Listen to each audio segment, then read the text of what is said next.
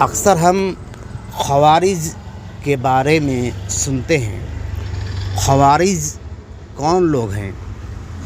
تو خوارج ان کو کہتے ہیں جو اہل سنت و جماعت کے متفقہ امام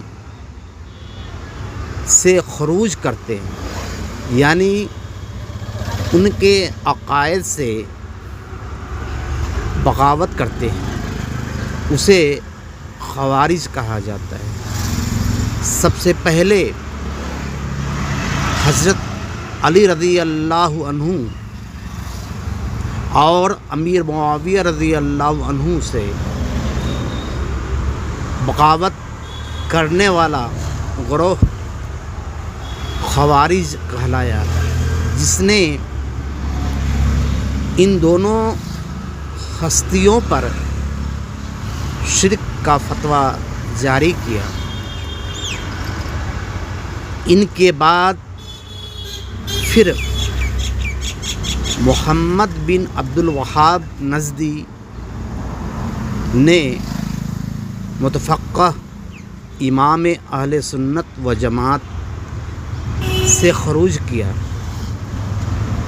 اور یہ جماعت کو خوارج کہا گیا۔ خود امام شامی رضی اللہ عنہ نے وہابیت کو خارجیت کہا ہے، اور پھر ہندوستان میں خوارج فرقہ کو لانے والا اسماعیل دہلوی ہے۔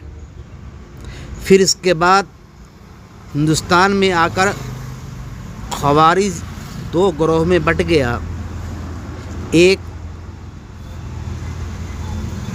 اہل حدیث کہلایا اور دوسرا دیوبندی۔